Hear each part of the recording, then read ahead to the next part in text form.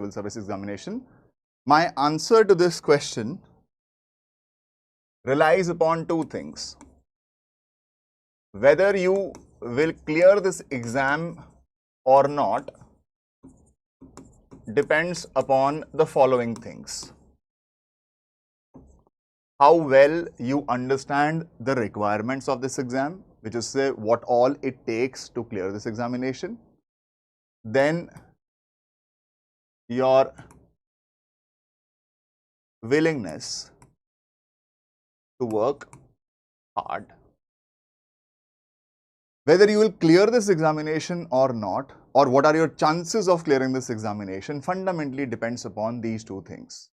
First is how well do you understand what it takes to clear this examination.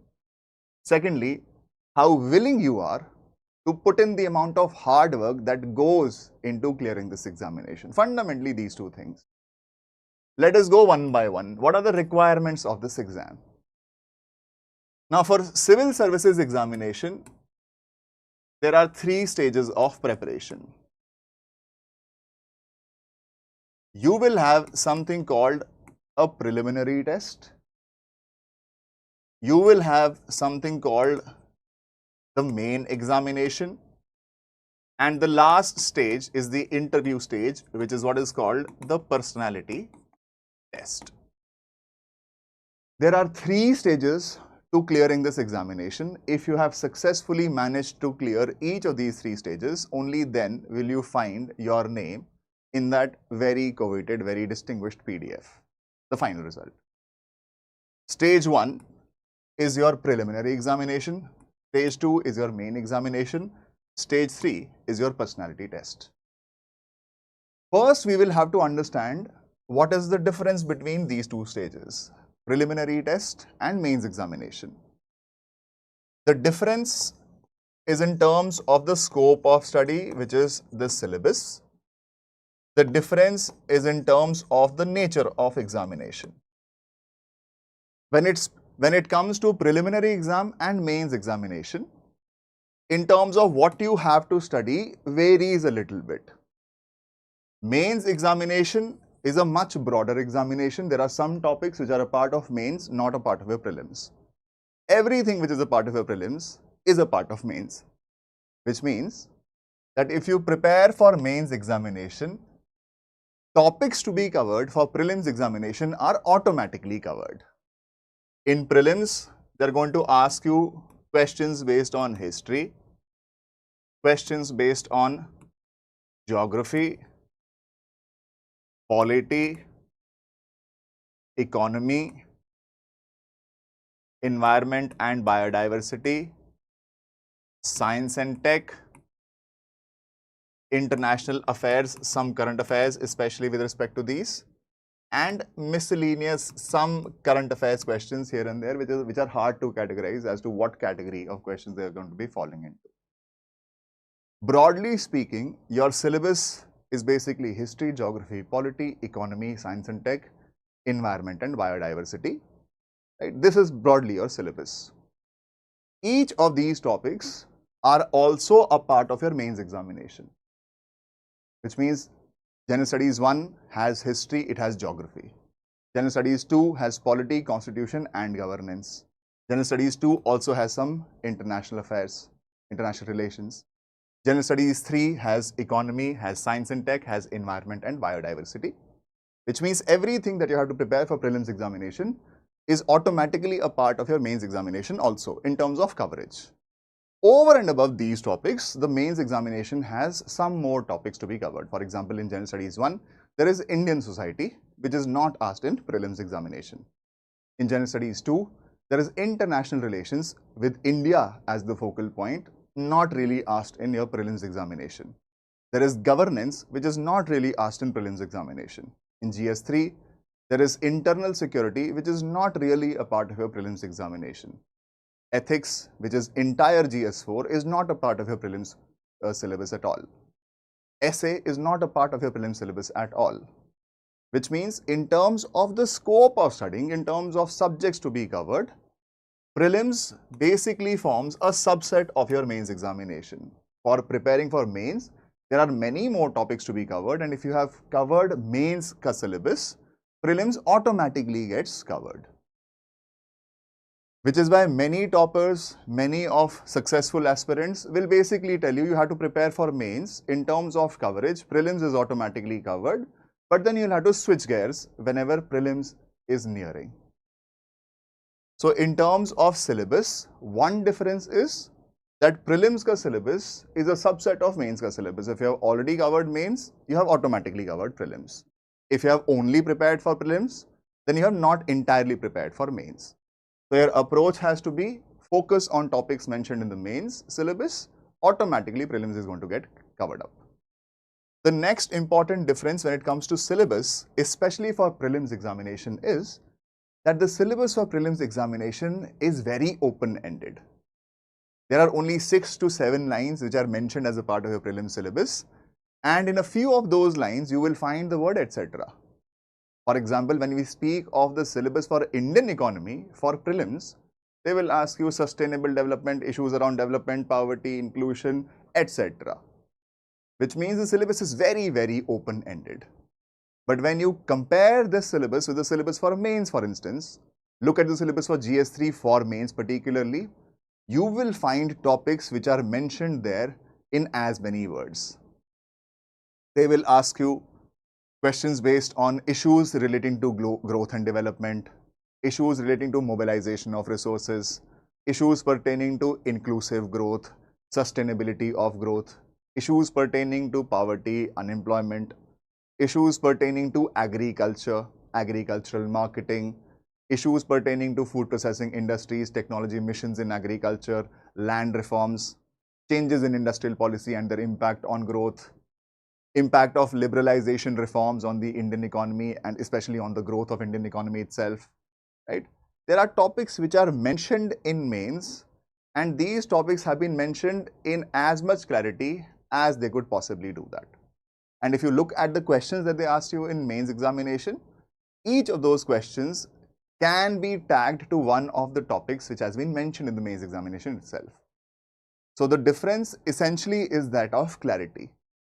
In prelims, you are not very sure in terms of what has to be read if you only look at the syllabus, because the syllabus is very, very open-ended and the syllabus has been written in a very, very concise format, which means if you have to prepare for those subjects starting today, there will be a lot of vagueness around what has to be covered really, because that syllabus really does not tell you much. That is the essential difference between prelims and mains, especially in terms of syllabus. Then the other difference is in terms of the nature of this examination. One, that prelims examination is merely qualifying in nature, while the score for your mains exam and your personality test, this taken together will decide whether you are on the good side of luck or on the bad side of luck. Which means that this is a necessary evil. For you to be able to appear in mains examination, you will have to clear the preliminary stage first. Only then will you be able to write the mains examination, and subject to whether you clear the mains examinations cutoff or not, you will be asked to appear for the personality test. The marks for preliminary test are not going to be accounted for in your final result. If the cutoff was 74 and you scored 113 versus the cutoff was 74 and somebody scored 74.3, it really does not matter towards your final selection. The only thing which is required is whether you are able to clear the cutoff or not. The moment you have cleared the cutoff, the marks for prelims examination do not matter. Then what is going to matter is how much do you score in your mains examination, basis that whether you are called for the personality test or not, and how much do you really score in the personality test if you are called for the interview. Taken together, the score for mains and personality test will decide whether, like I said, you are on the good side of luck or on the bad side of luck. Now, is that the only difference? Yes, one is qualifying in nature, the other one is going to be accounted for. There is a bigger difference here. The bigger difference is preliminary examination is an objective type examination, while mains examination is subjective in nature. Now, ordinarily, most candidates will not really bother about, oh, what is this difference eventually going to do? The topics are the same, or the topics have a certain overlap. So if you're preparing for mains, you're automatically preparing for prelims too. Okay, in one examination, they're going to ask me objective questions. In other examination, I will have to write answers. What difference does it really make? It makes a world of difference. Because one examination is objective type and the other examination is subjective in nature, it fundamentally alters how do you prepare for each of these. It fundamentally alters that. Why? Because in a prelims examination versus a mains examination, the expectation from the candidate is very different. In prelims examination, you will be asked a certain question and then you will be presented with options A, B, C and D. In prelims examination, you have to identify which of these 4 options is the correct answer to the question. While in the mains examination, you will be given a certain question and then you will be given a certain real estate. There will be a certain fixed number of pages depending upon the weightage carried by each question.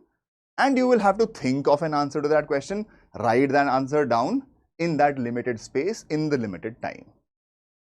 Which means both these examinations fundamentally require 2 very different skills. In prelims examination, the skill that you have to build is the skill of identifying the correct answer. The word identifying is very important. You don't have to draw a blank and write your answer down and submit it.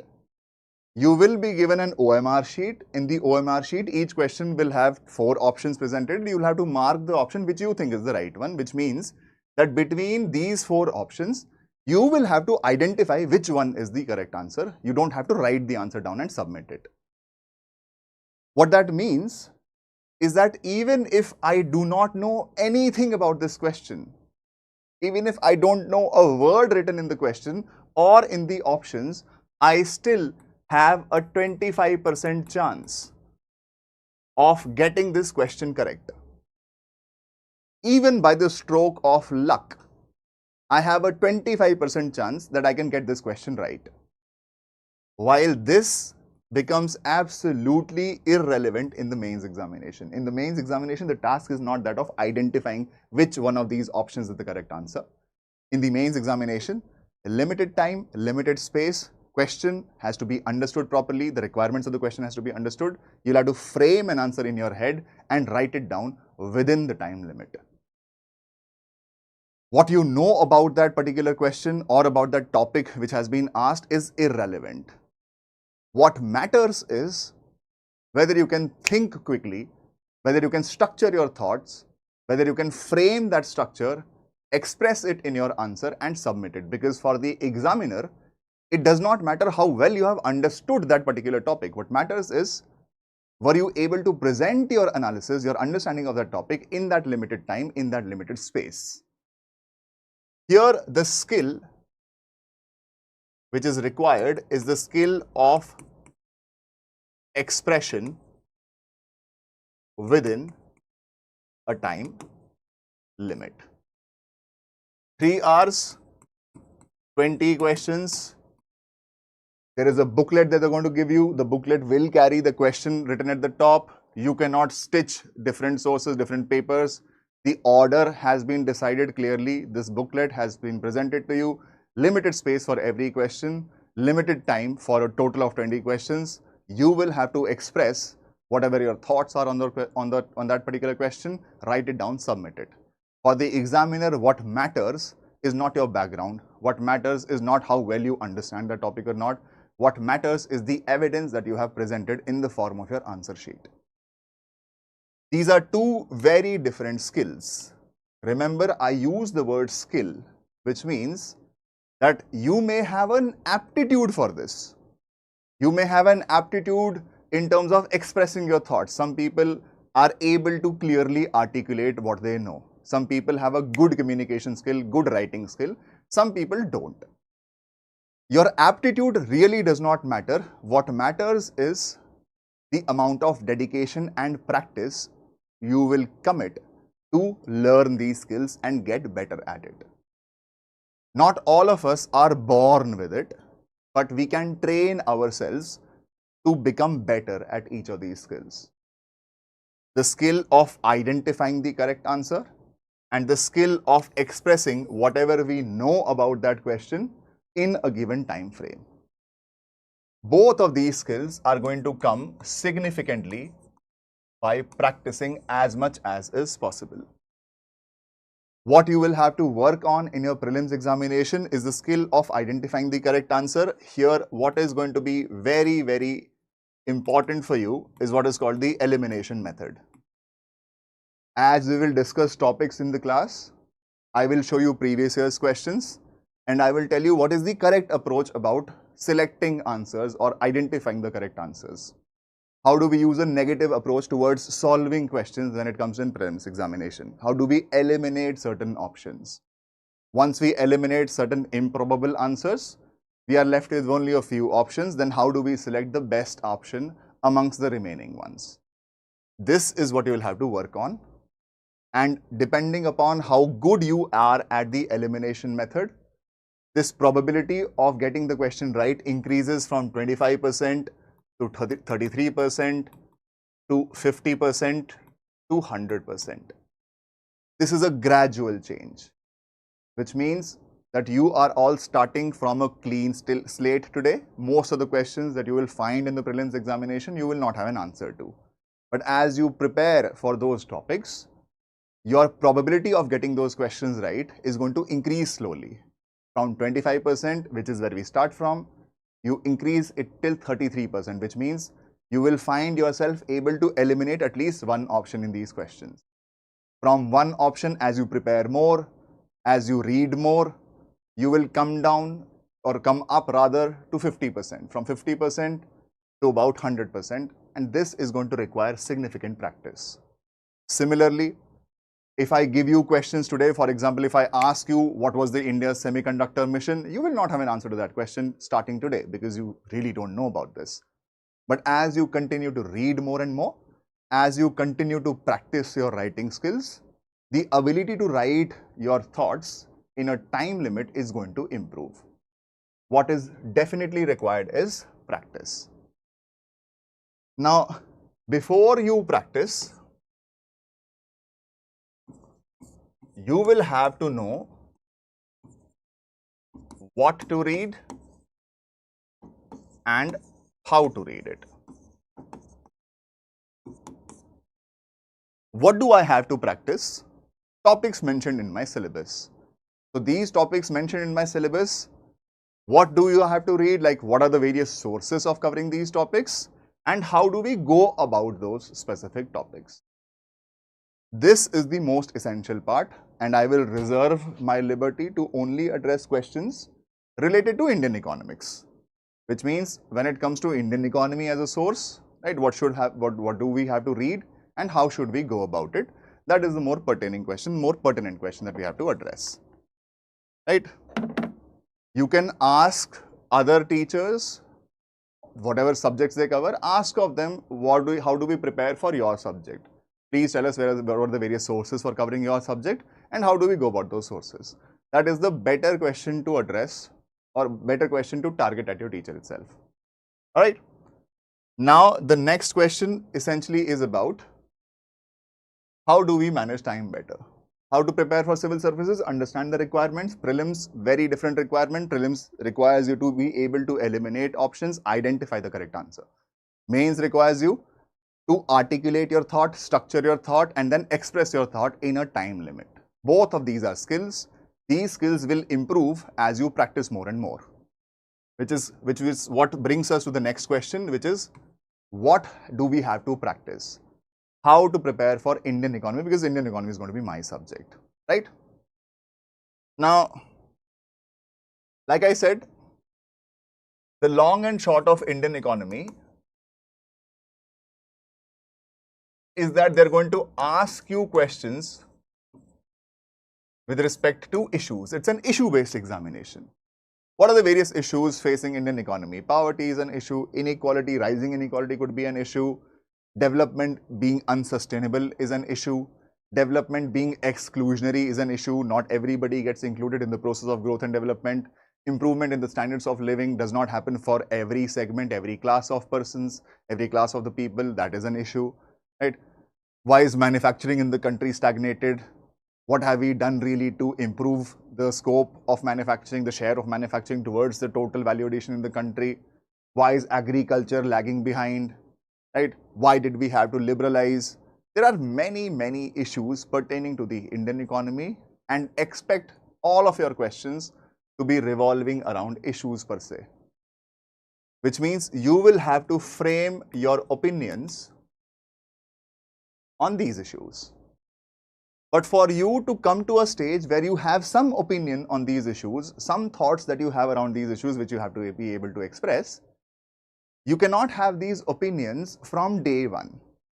That's not how we start. For you to be able to have opinions on these issues, there is a certain hierarchy of concepts which is absolutely critical in a highly analytical subject such as the Indian economy. You do not go about preparing these issues randomly. There has to be an orderly preparation for each of these topics, for each of these issues which has been mentioned in the as a part of your main syllabus. What is this correct hierarchy? And depending upon this hierarchy, I will also tell you how we will address these topics in the class itself. Now, the correct hierarchy of concepts is that your syllabus is about Indian economy. Economics is not your syllabus. The syllabus is Indian economy, issues pertaining to Indian economy. But for you to have some opinion on the issues pertaining to Indian economy, you will have to understand the language of this subject, which is economics. Which means, if they ask you a question with respect to poverty alleviation and the efforts of Indian government, critically evaluating those efforts, whether those efforts have been successful in India, bringing a lot of people out of poverty or not, could something have been done differently or not, the first and the most basic thing is you should know what poverty means. Unless you know what poverty means, how do you go about analyzing what are the various steps taken by the government, whether those steps were good enough or not? Which means, for you to be able to come down to this, you will have to learn the language of the subject too. How do we go about this? We first understand how a general economy functions. Which means in India, there are many households, there are many consumers, there are many producers, there is the government. India is also an open economy, which means there are many agents in the Indian economy. These agents are also found in other countries. Without naming names, what we will first have to understand is how a general economy functions, not specific to India.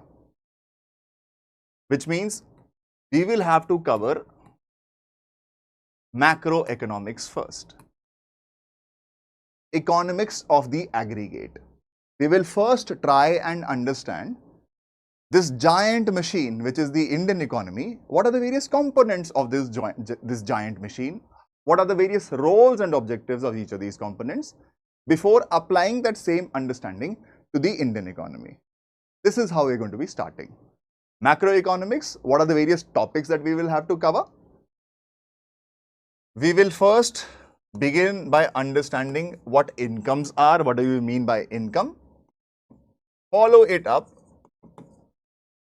with national income accounting. Which means, not with respect to India, for any economy, what is meant by national income. Here, we will have to understand some very important concepts. Circular flow of income. We will have to understand the concept of GDP and its calculation. Gross national income. What do we mean by national income? We will have to understand economic growth. limitations of GDP. There are many topics as a part of this. This is national income accounting, which is going to be most likely our first topic that we pick up. Incomes and national incomes.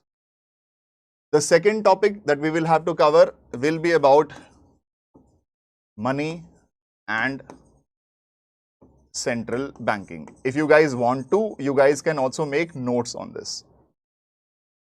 Mind you, every economy accounts for their national incomes. Every economy knows what their GDP is. Every economy is concerned with economic growth, not just the Indian economy. So we are basically talking any general economy. How does it account for its total output? What is meant by the concept of GDP? What is meant by the concept of economic growth? Right? There are many things which you will have to cover in your first topic, which is incomes and national income accounting. Follow it up with money and central banking, which is to say, every economy will have an important aspect, which is circulation of money. What is the requirement of money? What we find today, currency, notes, were they always in place, or was there a different system? Right? We will have to cover various topics in here, which is evolution of money, types of money, money supply, and the role and importance of money supply. Thereafter, we will have to cover the most important aspect, which is monetary policy. This is your topic number 2. First, we will begin by understanding incomes and national incomes. The second step in our preparation will be for us to understand what money means, what is the requirement of money, how did we evolve to the current system of paper currencies, metallic money, like coins, right? Was it always in place or not? What do we mean by money supply? What is the role and significance of money supply? And how do we control money supply, which is where monetary policy is going to be coming in. Once we have done income, money and central banking, the next topic that we are going to be picking up would be with respect to another important topic, which is inflation. What is meant by inflation? What causes inflation? Demand side factors, supply side factors. What is the impact of inflation? Why is some amount of inflation good for the economy? How do we measure inflation? Right? What are the various indicators? That is something we'll have to cover as the third topic. Once we are done with inflation, the next topic which we'll be picking up is called public finance management. In public finance management, there will be 3 things which are very, very important here. Taxation, government budgeting. Third is public debt management. This broadly forms a part of what you may want to call fiscal policy. So first we'll begin by starting on incomes, national incomes. Second topic will be around money, money supply and the control of money supply by the execution of what we call monetary policy. The third would be inflation. What is meant by inflation, causes of inflation, impact of inflation, and how do we measure inflation. The fourth topic in line would be public finance management, where we'll be talking about taxation. We'll be talking about the government function of expenditure, right, of taxation and expenditure expressed through budgeting itself, and public debt management, which means when the government has to spend more than it gets, how does the government source that money? How does it borrow? What is the impact of that borrowing? How do we manage public debt? Once we are done with this, thereafter we'll pick up another important aspect, which is the external sector. As part of the external sector, we will have to cover 3 very, very important things. What is called forex reserves management, forex management, trade and investment, and balance of payments. Now, this is the basic of how any general economy functions. Every general economy has a concept of GDP, is concerned about its growth. Every general economy today is a monetized economy or uses money to exchange goods and services. So what is that money? How did money evolve? What is money supply? What is the impact of money supply or the role and importance of money supply? How do we control money supply? Which is through the execution of central banking, which is what we call monetary policy. Thereafter, we will have to understand a very, very important topic, which is one that of inflation. Once we are done with the concept of inflation, then we will move to the role of government in terms of taxing us, our incomes, in terms of taxing sale of goods and services. We will also discuss how does the government impact or how does the government, account for its revenues and its expenditure through budgeting. We will also discuss public debt management. Thereafter, we will discuss one of the most important parts, which is the external sector, which is when an economy interacts with the rest of the world, right? How does it keep its accounts, which is the balance of payments? What are forex reserves? Why do they have to be preserved? What are the various principles of forex reserves management? What is forex management? How is it different from forex reserves management? Right? It is basically about exchange rates. Right? How do we determine exchange rates? What is the increase in exchange rate called? Decrease in exchange rate called? Does it have an impact on the overall economy or not? How do we control this? Thereafter, we'll have to pick up on a very, very important aspect, which is trade and investment. Foreign trade, foreign investments, and their role for any general economy. Once we are done with these, thereafter, we will discuss three very, very important macroeconomic indicators. These will be with respect to poverty, inequality, and unemployment. This is a part of what you want to call developmental economics.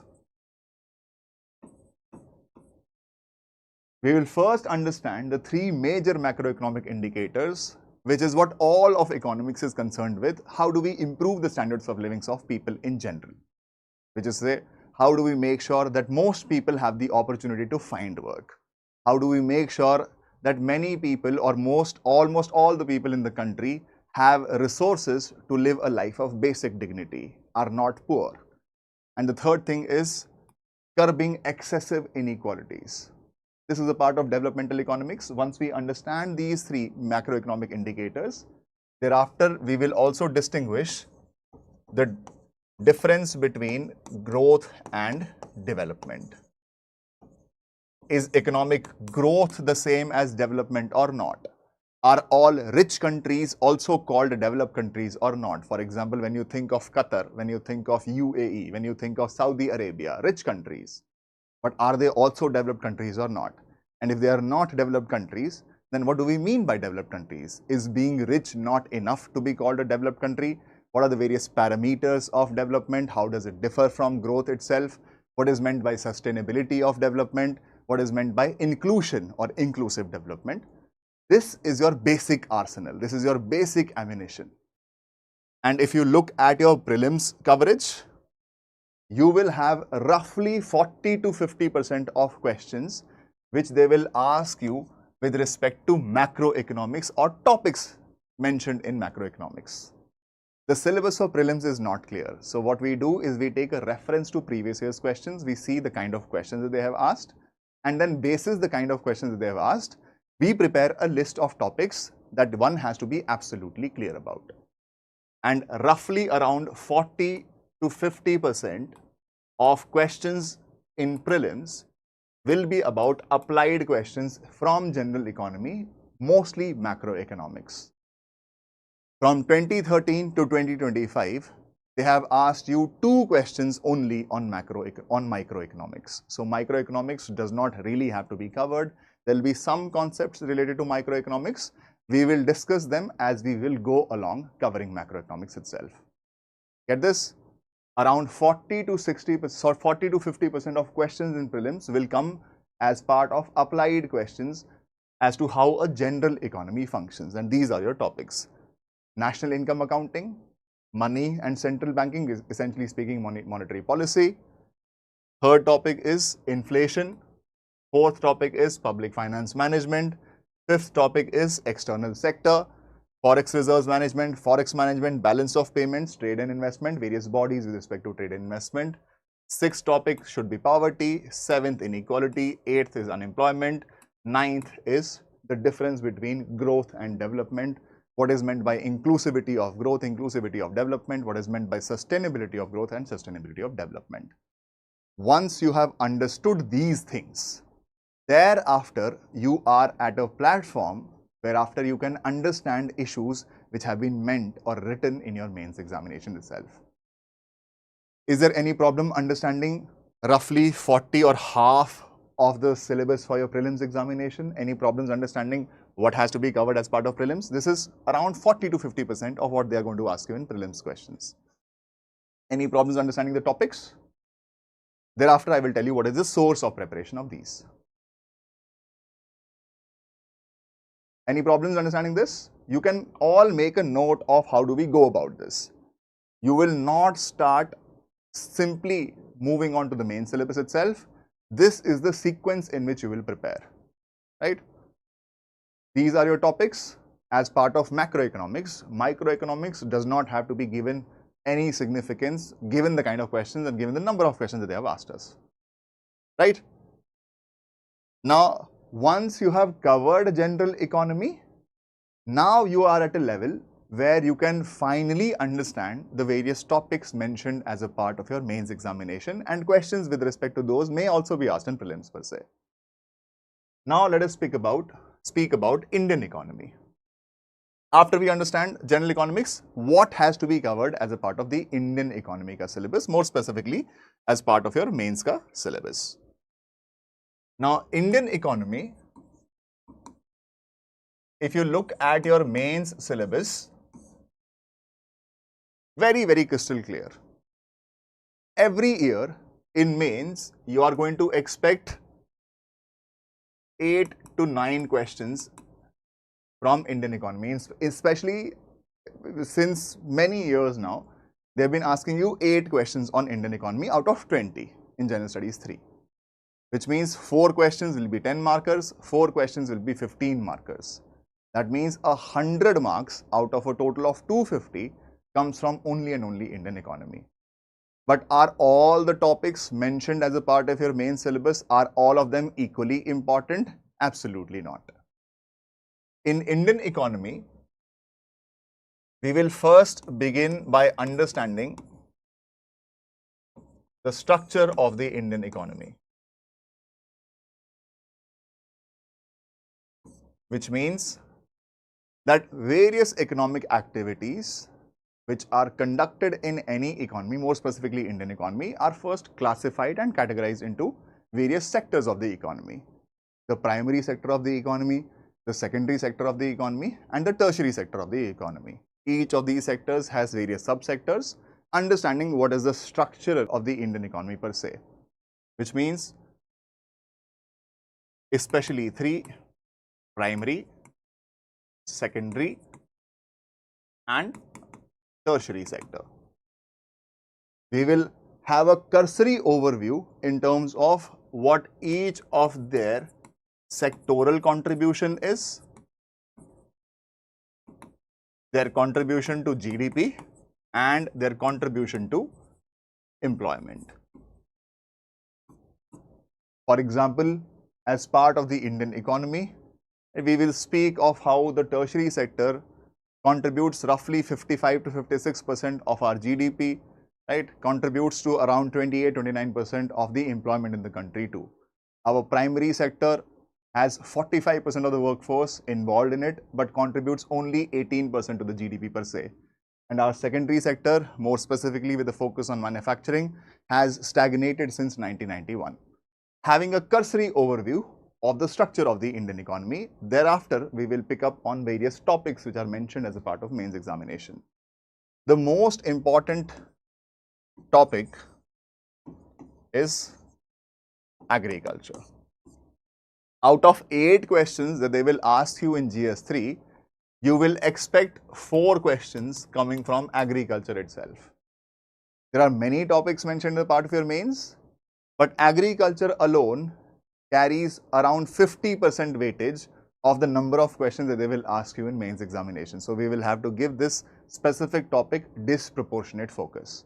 In fact, when you look at this topics mentioned as a part of agriculture itself, what we will cover is we will have to discuss the status of Indian agriculture, which is to say, around the time of independence, what is the kind of agriculture that we inherited from the Britishers. We will also discuss the need for green revolution. Why did we need something like green revolution? What was the impact of green revolution there onwards? We will thereafter discuss something which is the most important part for your mains examination, which is agricultural marketing. And what is agricultural marketing? Everything that brings the food from the farm to your folk. Everything included there is a part of agricultural marketing. Here we will be discussing input marketing, which is specifically speaking the timely supply of inputs to our farmers. We will be discussing output marketing also. And as part of output marketing, we will have to discuss agricultural trade.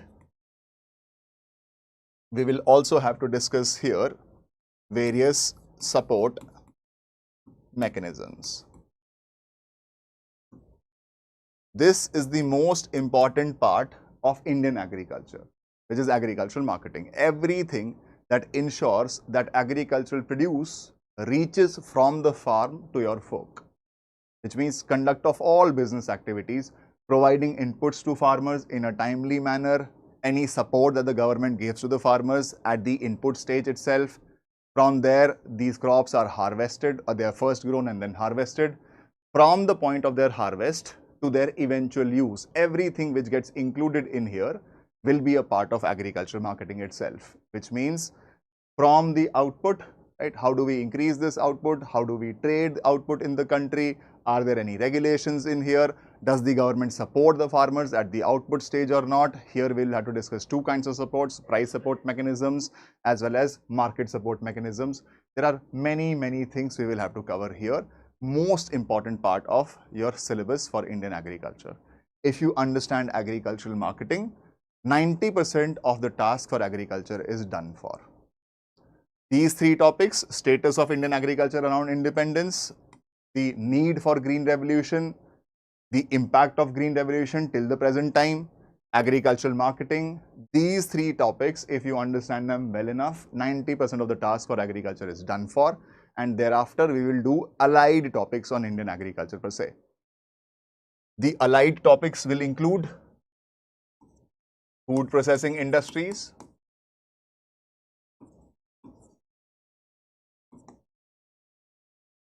will also include land reforms.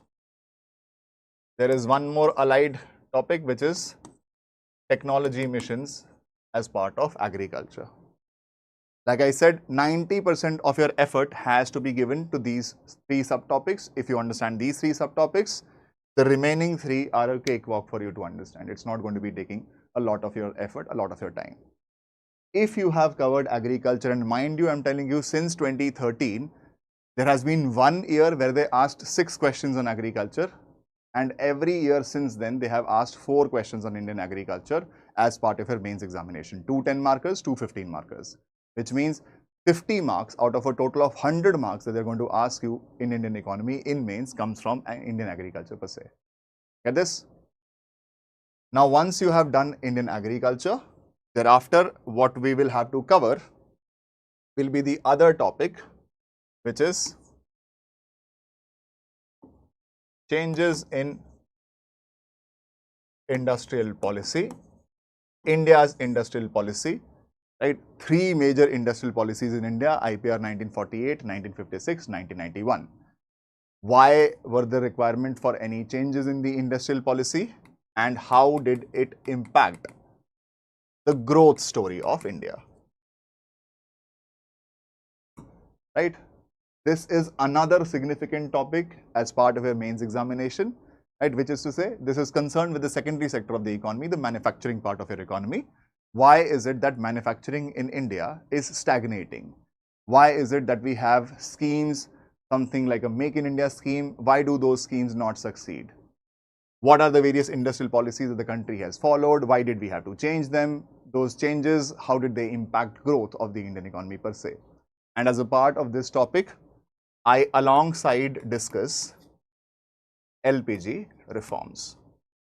So as part of my course, this specific topic, these two topics will form a significant part of my course, because this is an insight into the economic history of India since 1947, right? Which is to say, why is India not a manufacturing powerhouse? How is it that a country like China, whose per capita income was roughly the same as India till 1990s, in fact for a brief period was also lesser than India, right? How is it that that country has today become a manufacturing giant across the world? Major superpowers of the world are dependent on China for their manufacturing requirements, and how is it that we did not form a part of that growth story, right? What was lacking there? This is something which has to be understood. These two topics we will cover side by side, which is to say, various 5-year plans, planning in India. Eventually, we are not a planned economy anymore since Niti Aayog. So evolution of planning in the country, what was the requirement for LPG reforms, and how has that impacted the growth of the Indian economy, and analysis of the LPG reforms also. Once we are done with these two topics, the third big chunk of our topic would be around infrastructure and investment models. So as part of your mains syllabus, you will have 3 major things to look at. Indian agriculture, which will be roughly 50% of the weightage of the questions that they will ask you in mains. Thereafter, you will have to talk about planning, liberalization, privatization and globalization reforms, their impact on the growth story of India in terms of changes in industrial policy. Why is it that the manufacturing sector in the country has stalled? What can be done to revive it? What was the impact of changes in industrial policy on the growth story of India itself? And infrastructure and investment models. There is also one more topic which they ask you in prelims, in mains examination, but that we will cover as a part of prelims itself, which is, especially speaking, inclusive growth, issues relating to development and sustainability,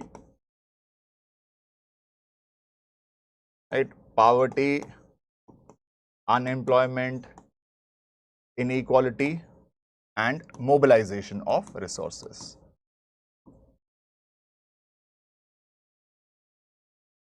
And budgeting. These topics, we would have sufficient content once we have covered the first part of the Indian economy itself.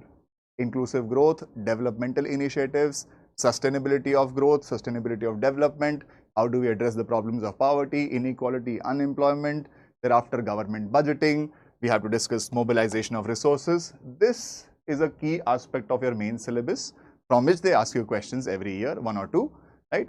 These questions we will have a good enough answer to when we cover the first phase of your preparation itself. So this is the exact sequence in which we will be covering, or I will be covering, Indian economy for you. Any problems understanding this part? We will first understand how a general economy functions. Thereafter, our understanding of general economy will be applied to the issues facing the Indian economy. We'll first understand incomes, national income accounting, we will move on to money and monetary policy, thereafter we'll move to inflation, thereafter we'll move to public finance management, thereafter we'll move to external sector. Once we are done doing this, thereafter we'll pick up on poverty, inequality, unemployment, right? Those are the 3 major macroeconomic indicators which form a part of your developmental economics. In developmental economics, the other important topic which you have to focus on is the difference between growth and development. What are the areas in terms of inclusion, in terms of growth and development, inclusivity in growth, inclusivity in development, sustainability in growth and sustainability in development? How are they very different from each other? Once we have prepared these, we have the necessary arsenal required to now start covering main syllabus one by one. And in mains, we are going to go about the syllabus for mains, especially in accordance with the weightage that the commission provides to each of these topics. The most important topic for you would be agriculture. So agriculture, we will cover thoroughly inside out. We will start with the status of Indian agriculture around the time of independence, the need for green revolution, the impact of green revolution. We will talk about the other important topic with respect to Indian agriculture, which is agricultural marketing. We will also talk about food security. We will then talk about food processing industries, land reforms in the country, technology missions in agriculture. Those things will be covered first because that is 50% of the weightage in your mains examination. Once we are done with that, the next big chunk for mains examination that I'm going to be covering would be planning, LPG reforms, and alongside I will be taking industrial policy for you. What are the various industrial policies followed by the country? Why did we have to change them? What was the impact of those industrial policies and their impact on growth more specifically? Where we are at this point in time, what are the various landship schemes or flagship schemes that we have towards making sure that manufacturing in the country also explodes, right? Once we are done with that, thereafter I will cover investment models, infrastructure, and following that, some allied topics that we will have to cover, especially from a mains perspective, will be around mobilization of resources, budgeting will be around inclusivity, both in growth as well as in development. This is the exact sequence that I will be following, and you should also follow whenever you are preparing Indian economics for mains examination as well as for prelims examination.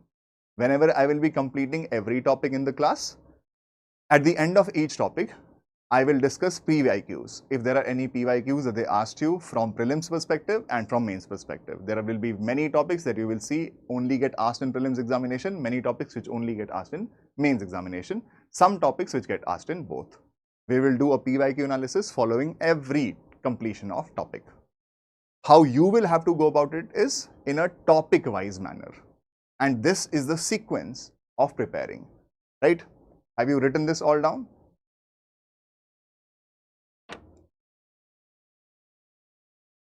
Do you get this? Remember, it's a highly analytical subject. So you cannot start randomly preparing for Indian economy. You have to go about Indian economy in a very orderly fashion. There will be many things you will be required to know before you start making sense of the news itself. And this is the sequence. If you all can write it down, that will be great. Write down the sequence.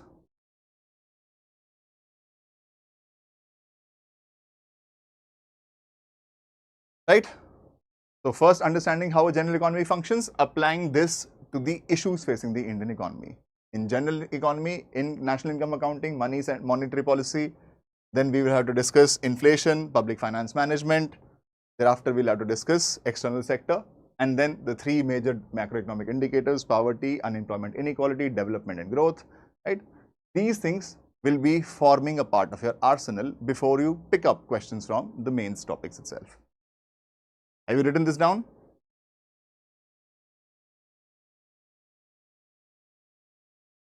Right? Once you have written this down, give me a thumbs up, then I will tell you what are the various sources and to what extent do we have to study.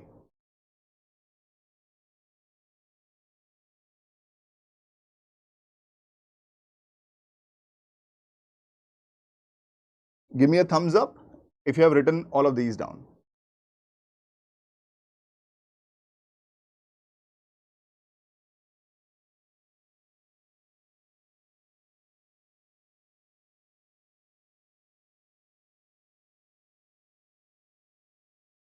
Perfect? All right. Fair enough. What we have covered is, right, the sequence. Sequences from general economy towards Indian economy. We have discussed the various topics that have to be given specific focus to or attention to. These topics will be topics based on macro and on Indian economy. First, we will complete macroeconomics. Thereafter, we will apply our understanding to Indian economy, right? The next important thing for us is to understand what should be our sources and what should be our scope or the depth of understanding. Now, there are many candidates, many aspirants, even those where the entire course has been completed, and they are always worried about what are the various sources that we should follow, especially in Indian economy. Right? What are the various sources? Now, mind you, I have been telling this to candidates, to kids forever now, that this exam is not a source-based exam. This exam is not a book-based exam. Oh, there is one book in the market. If you read this book entirely, then there is no stopping you. That's not what is going to happen. Like I said, this is an issue-based examination, which means if you start your preparation today, and let's say you have 2 years time, in these 2 years, you will find there will be many issues which will make the news. There will be issues around, like I said, semiconductor mission. There will be issues around this trade wars between multiple countries, right? The US has somehow initiated a tariff war against the rest of the world, right? What is going to be the impact thereof? There will be questions pertaining to inequality in the country, questions pertaining to poverty. There will be many issues which may arise from agriculture per se. How do we transform that? And no person, including me myself, can tell you what is going to happen in the next 2 years. No person has the foresight of telling you what is going to happen in the next 2 years. So, if I have to write a book with respect to Indian economy for this particular examination, that book will mostly be covering the static aspect of Indian economy per se. That book cannot formidably prepare you for a mains examination or even for a prelims examination per se. So, how do we sort out what do we have to read? Like I said, and mind you, this is the only list that you have to follow, if you can possibly. We said we will have to understand how a general economy functions. For that, we will have to be good at macroeconomics. For macroeconomics, the only book that you will have to refer to is called Introductory Macroeconomics. This is the NCERT for class 12th. The only book which will make sure that you become really good at macroeconomics is class 12th NCERT. This book is called Introductory Macroeconomics. You can all go to NCERT's website and download this book. Get this? This is the only source. Now, Introductory Macroeconomics is not a very comprehensive source. Whatever it tells you, whatever it makes you understand is good enough for that topic. Whatever it or however it covers those topics is great. The language is lucid, the language is very simple. This book has been written keeping in mind rural students, right? Keeping in mind students who may not have a good teacher to teach them. So this book has been written in a manner that any person and every person should be able or shall be able to understand this book. So if you do this, great, good enough. The remaining aspects of macroeconomics which are not a part of your NCERT, those remaining topics you can pick from any institute's material.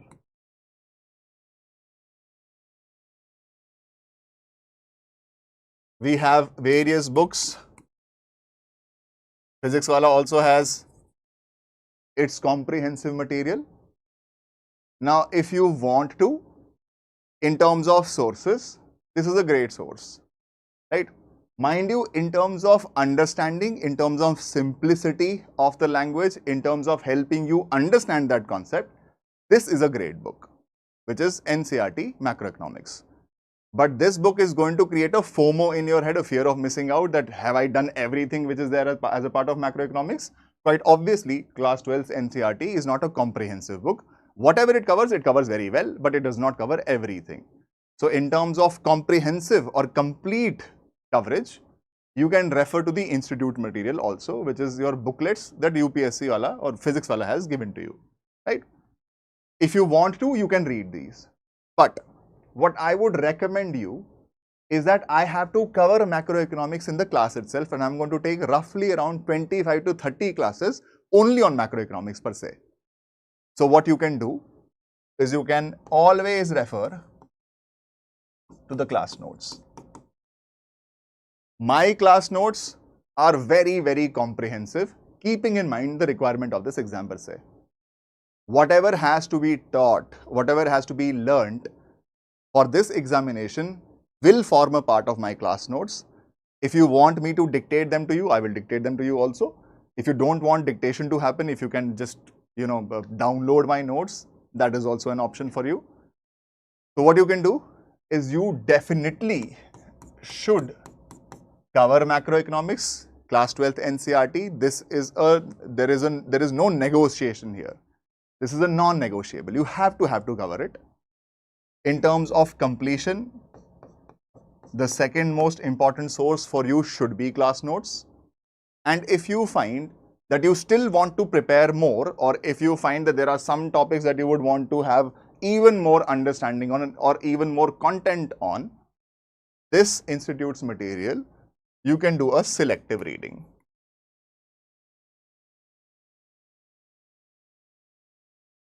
When I say selective reading, what does it mean?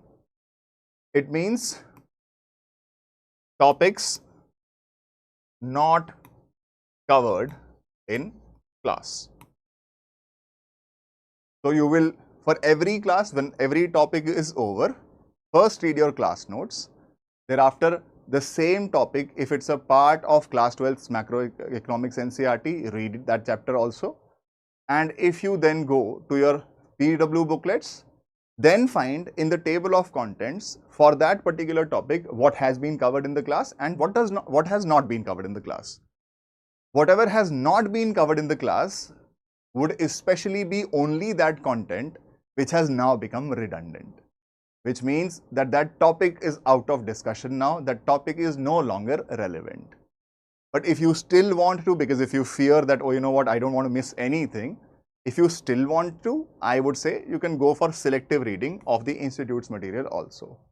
When I say selective reading, what it simply means is, if there are some subtopics which were not covered in the class, or if for any topic you want even more content, which is something which you should ideally avoid, but if you want to do this, then pick those topics on the institute's material also. These are your non-negotiables. Non-negotiables means that this is something that you will have to do. Over and above these sources, the next thing that you should be focusing on in terms of sources has to be newspapers. Newspapers, economic survey, and budget. Mind you, these are all your non-negotiable sources. When I say non-negotiable, that means no good aspirant, no such aspirant who has a chance of clearing this examination is going to skip. They are not going to skip the macroeconomics NCERT. They are not going to skip their class notes. They are not going to skip newspaper reading. They are not going to skip Indian economic survey. They are not going to skip budget. These are non-negotiables. There is no question of saying, you know what, sir, can I avoid reading an economic survey? Can I avoid reading the summary of the budget document? Can I avoid that? My answer to you would be no. There is no avoiding it. If you want to get selected, there is no way you can avoid any of these. Get this? So these are your sources which are non-negotiable. Now, in terms of books or in terms of reference books,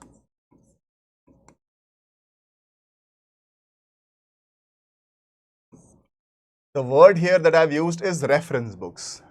What does the word reference book mean? It means that you don't have to read the book from cover to cover.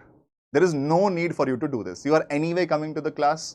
Your notes are being built in the class. There is something called an NCERT that you have to read. You are following a newspaper every day. You have the Indian economic survey whenever it comes, which is one day before the budget itself. You will have the budget document also. If you are doing this, chances are that 90% of the questions that they're going to ask you will come from these particular sources itself. But even more than this, if you really want to have a reference book, keep a book by your side, right? You don't have to read it cover to cover. You have to read it and read it very, very selectively. Now, reference books, there will be two types of books. Books which are written from a university syllabus point of view, books which have been written from the civil services exam point of view. Mind you, these are both very, very different. For example, there is a book called Dattan Sundaram. There is a book written by Uma Kapila. There is a book written by H.L. Ahuja. There is a book written by Mishra and Puri. There are many books which have been written from a university exam perspective. And mind you, university exam perspective is very, very different from civil services examination. So if you want to read a book, my suggestion would be for you to avoid any book which has been written from a university perspective. For example, Dutt and Sundaram, it's a big, bulky, voluminous book. Is it necessary for your civil service examination? Absolutely not. There is a book written by Uma Kapila.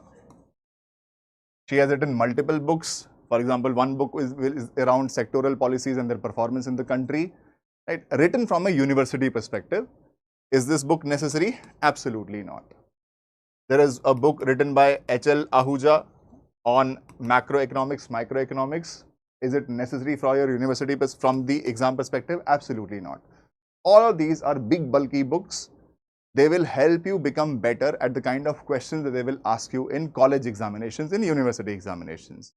They are not tailor-made or custom-made for civil services examination, which is going to focus on issues which are there in the news itself, right? So there are books from UPSC civil services perspective. There are many famous teachers also. There are many famous books and examples also. Where is this?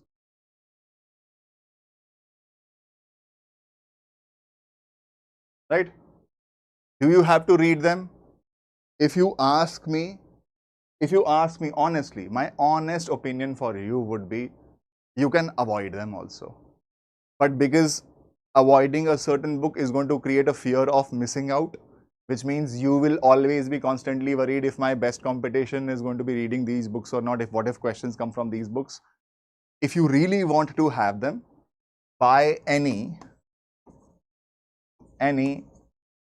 one book which is the most popular. My simple answer to you would be, firstly, is there a book which will help you prepare for civil services examination from where questions are going to be directly asked? No. Because they ask you questions based on issues. These issues will come in the newspapers. And no person has the foresight of telling you what is going to happen in the next 2 years. So no person can possibly write a book from which questions will be directly asked in your prelims and as well as your mains examination. So can you avoid them? Absolutely. So long as you can avoid them, avoid them. But if you really are susceptible to the fear of missing out, if you have that problem of completion, of comprehensiveness, right? If you are generally anxious as an aspirant, I would request you to avoid all books written from a university perspective. Pick up any most famous book, whichever is the book which is most famous in the market. Pick up that, keep it for selective reading, which means if there was a topic which was discussed in the class, if you could not really understand that topic, or if you felt that the topic was not given as much weightage, if you want more content on that topic, or if there was a topic which is just not discussed in the class, only and only for those topics, you can refer to that book more specifically, right? If you want to. But if you ask me, no need really. In fact, quite frankly speaking, if you can do this, if you can follow a macroeconomics NCERT, if you can follow your very, very comprehensive class notes to the T, if you have for reference reading the institute's material, and over and above that, if you are following a newspaper daily, and when the economic survey comes, when the budget comes, if you are following them daily, then great. There will be no time for you to pick any other source. The reality is, most of you, 99% of you, will not even be able to follow your essential reading material. I know this from experience. Take it from me, take it from an experienced person. I am telling you, there is barely any time for you beyond these sources. So please do not be too worried about, oh, in terms of coverage, what all do we have to read? These are your essential reading material. If you want to have dictation, I will give dictation in the class too. But if you don't really want to have dictation, if you want to save your time, like I said, this is my Telegram channel. Right? In my Telegram channel, my notes are already there in documents itself. And I've also given those notes in a certain sequence. So chapter 1, 2, 3, 4, you will find them listed in a sequence. You can download them today and you can start reading today itself. These notes have been written very, very comprehensively, very comprehensively. You will not have the need to go to any other source, especially from this exams perspective, which is why I asked you to join this. If you can possibly, you should join the group. Right? You can download all my material. Right? You will find that this is material which is comprehensive enough. That material, your class discussion, following a newspaper daily, when the economic survey comes, when the budget comes, reading that, and over and above this, class 12th NCERT, it is good enough for you to prepare for this examination. Nothing else is going to be required. Get it now? Right? This is my Telegram group. If you want to join them, on my Telegram group itself, all my notes are already available. You can download them for free. You can use them. Not a problem. Get this? Right? Now, in terms of newspapers, are newspapers necessary? I know there is a lot of garbage information and a lot of garbage opinion which goes around in the market that you don't really have to read newspapers. Trust me, avoid that opinion. Follow a newspaper on a daily basis. At least one newspaper you will have to follow on a daily basis, because majority of your questions are going to come from those events which are there in the news per se. Right? If you have to, there are two options available for you. Newspapers, you can pick up the Hindu or you can pick up the Indian Express. Those of you who have problems in terms of comprehension, problems who are not very good at English language per se, will find Hindu a little boring, will also find Hindu a little difficult to understand. You can switch to the Indian Express. This is a good enough newspaper. Right? If you want to ask my opinion, I would not skip the Hindu, right? Between Hindu and Indian Express, but my articulation, my understanding of the language is at a certain level. So I would expect myself to read the Hindu without any worries. There are many of you who will struggle with the language of Hindu. It is very verbose. It is very, you can say, boring in that sense. It is very complicated also at points. So if you find a problem understanding the Hindu, you can switch to the Indian Express. Pick any one of these two.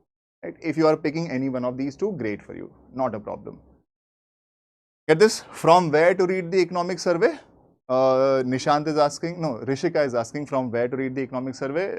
Rishika, every year on the 1st of February, you will have the budget to be presented. One day before the budget itself, the Chief Economic Advisor is going to release the Indian Economic Survey, which you can download from indiabudget.nic.in.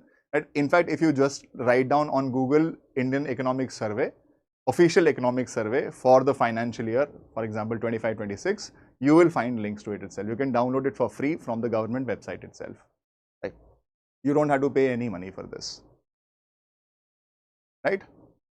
Mind you, please follow a newspaper on a daily basis. Why do I tell you this? It is because this exam is about building skills. One of the critical skills for your mains examination is the skill of expression. Right? Many of you would not be in the habit of reading, would not be in the habit of writing per se. This exam requires you to have a lot of discipline, a lot of commitment, and a lot of practice. So this practice is going to become even compounded, even better if you read a newspaper on a daily basis. Firstly, it will tell you, or it will teach you how to sit for longer hours and how to read something with focus. Secondly, in a newspaper, around 60 to 70% of content gets repeated almost on a daily basis. Right? In the larger scheme of things, things don't change very rapidly. So the same news item you will be reading multiple times over the course of 1 and 2 years, which means the same thing you have read many times, and the only key to retention is repetition. The more you repeat, the better you retain. You do not have to read the newspaper from the perspective of memorizing every fact that there is in the newspaper itself. No, just build the habit of reading a newspaper on a daily basis. Try to see what issues are making the news. You don't have to make notes from the newspapers on a daily basis. What you can do is after you have read the newspaper on a daily basis, in the end, there will be a monthly compilation which is called a monthly magazine. You can treat the monthly magazine as your notes, right? The monthly magazine will also have some amount of value addition done over and above what you have read in the news per se, right? Develop the habit of reading. When you find actual experts writing on certain critical issues, you will also see how many people address, how many people articulate their thoughts. There are complicated topics, people write opinions, editorials on those topics. When they write those editorials, see how they use examples, see where they use data points, see how their article becomes so much more coherent. There's a lot to learn from newspapers per se. And for some reason in the last 2 to 3 years, I have seen barely any person reading a newspaper on a daily basis. And you should follow a newspaper on a daily basis, not especially from the exams perspective, generally also, because it's going to build you a good habit of sitting for longer hours. It is going to tell you what all things have been relevant from the national perspective, from the international perspective. So you can also, in fact, predict what kind of questions that they will ask you in the prelims examination, in the mains examination as well. All of this math has to be done. And if you are skipping this essential component, it's not going to work for you, not in the long term. Get this? These are your essential reading material. This is ERM. ERM, essential reading material, non-negotiable. Non-negotiable means there is no way you can skip any of these. You have to read each of these if you want to prepare for Indian economy, right, in the best possible manner. All right. Now, how do you read this? Like I said, start reading the newspaper today. Do not worry about how much are you understanding, especially from the economics perspective.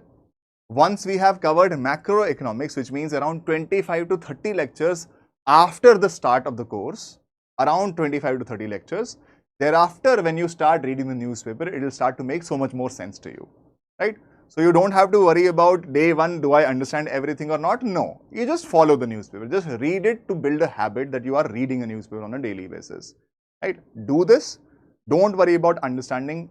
Don't worry about the depth of your analysis because you have not really understood the subject per se. After 25 to 30 lectures, read the same news again. You will find that you are able to understand and grasp so much more from the same news article. Get this? All right. Now, like I said, how to prepare? There will be the following stages. Read, understand, revise, practice, and test. These are the 5 stages of preparation of any subject.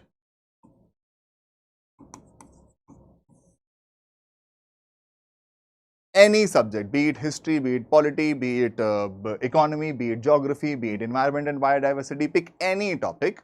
These are the 5 essential stages. First is to read, which means here pick your sources, consolidate your sources. Right, for every subject, you will have to, the first thing you have to do is you have to pick your sources. What are going to be my sources for reading this particular subject?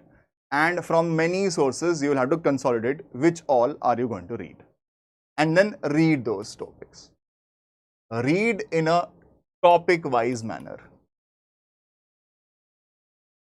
Which means, if I have started national income accounting, right, before you decide to practice, don't practice unless you have completed that topic per se. So in national income accounting, you'll have to first understand what incomes are, what circular flow of income means, what GDP means, what are the various methods of calculation of GDP per se, right, what is meant by economic growth, what is real GDP, nominal GDP, right, what is national income, right, how do we go from GDP to national income, what are the limitations of GDP as a concept. All of these are part of the entire chapter. So once you have covered the entire chapter in terms of coverage, right, only and while you have covered this entire topic, thereafter focus on understanding the most important bits. And in subjects like economics, this understanding is going to help you a lot. Read with the intent of understanding. Whenever you read something, don't read with the intent of memorizing it. Read with the intent of understanding it. Only when you have made sure that you understand the text, only then do you have to revise. And how do you revise? From your notes. Read that topic, understand that topic, make notes of that topic, make short notes of that topic, and reread it. That is called revision. Go in a topic-wise manner. Do not go in a date-wise format. Do not go in any other format. Pick one topic and read it. When you read that topic, don't try to underline everything. Read that topic with the intent of understanding. When you start to understand, you will see that in each paragraph, there is only 1 or 2 points which are relevant to understand the entire paragraph. Once you have made sure that you understand that particular topic, then make your notes. Once you have made your notes, try to make short notes out of it also. And I will show you in class itself how do we make short notes from a big chapter. Short notes are absolutely critical for revision. Why? Because in this exam, there are many different subjects. If you start to make notes for every subject and then if you start to reread those notes, it is going to take you a lot of time.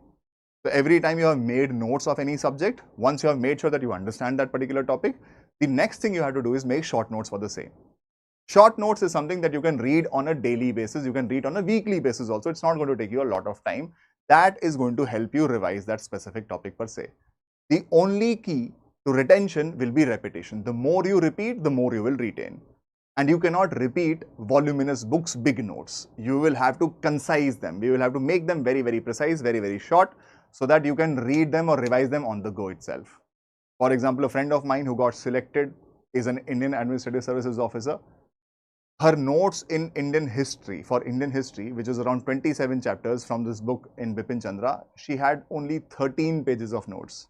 That means on one page, she had covered 2 chapters.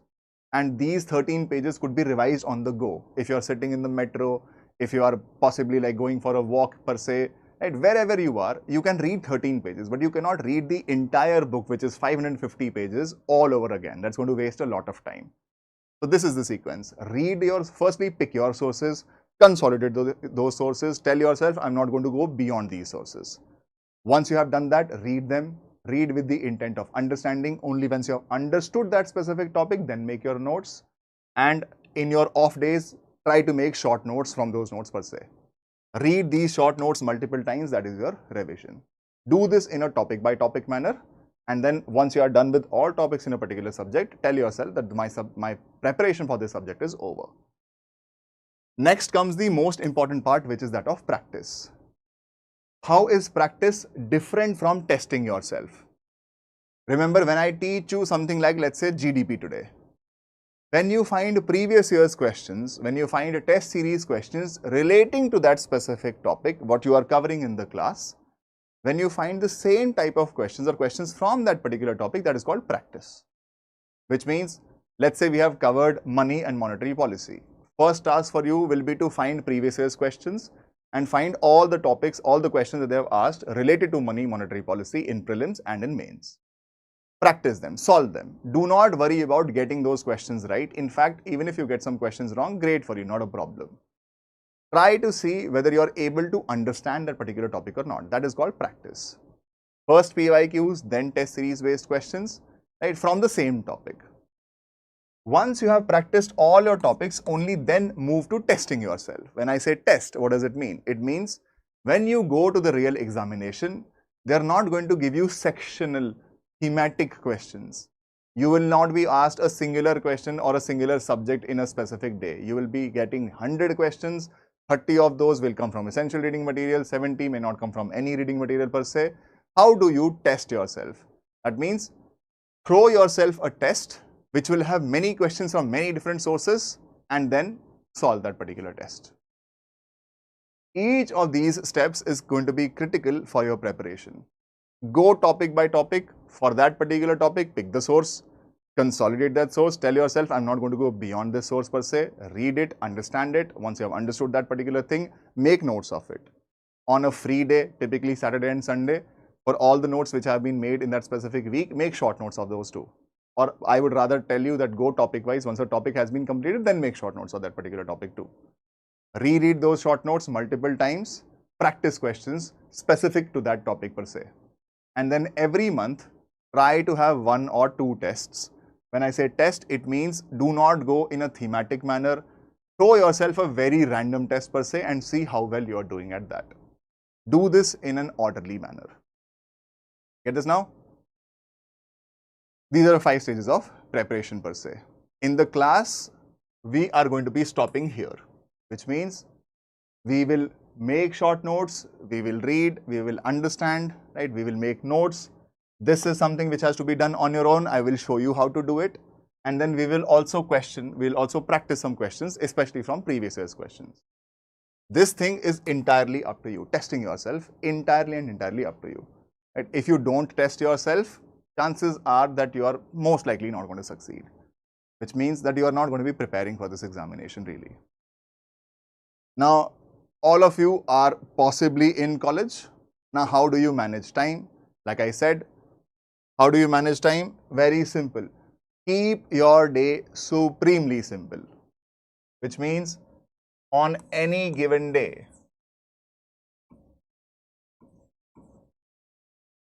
only 3 things have to be done. Only and only 3.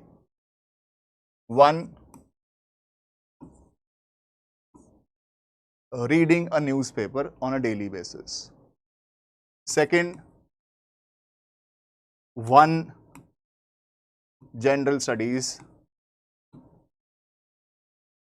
subject.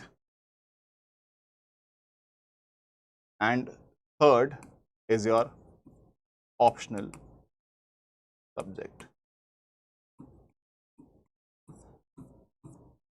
Any given day, only 3 things have to be done. Only and only 1 general studies subject and 1 optional subject. Which means if you are starting early, the biggest advantage which is going to come to you is going to come from the optional subject point of view. Which means that in 2 years' time, optional does not change a lot.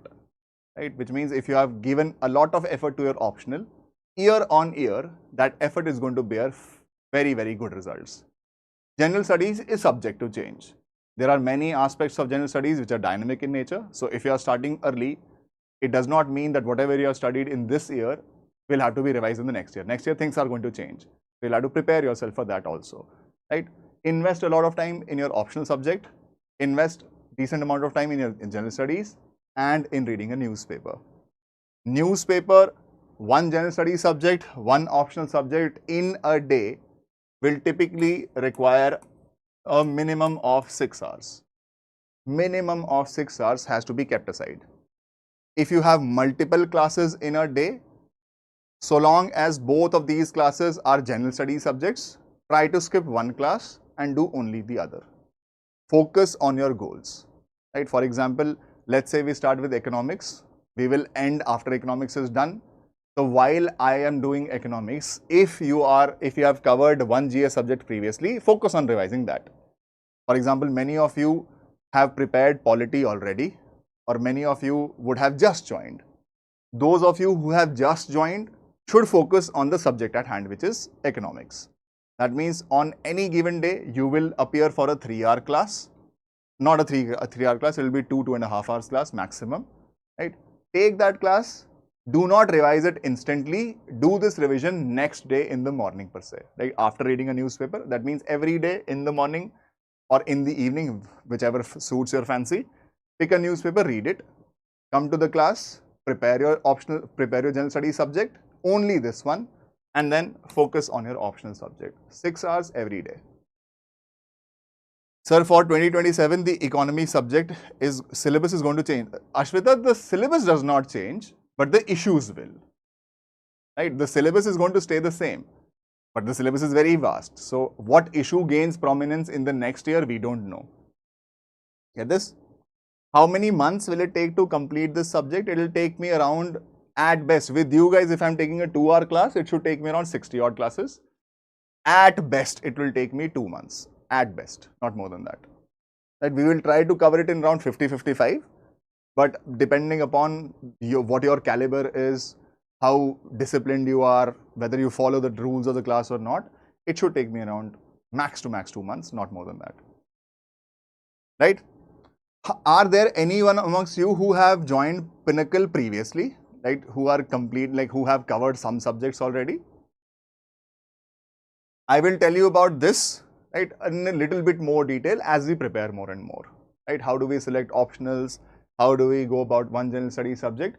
You will discover this only by experience. If I tell you today, it's going to be of no relevance for you because you are going to be listening today and forgetting about it tomorrow. As we will study each of these things in class, I will tell you how in reality you have to cover this all. Mona, should we follow one general study subject for a month like month-wise subjects? No, Mona.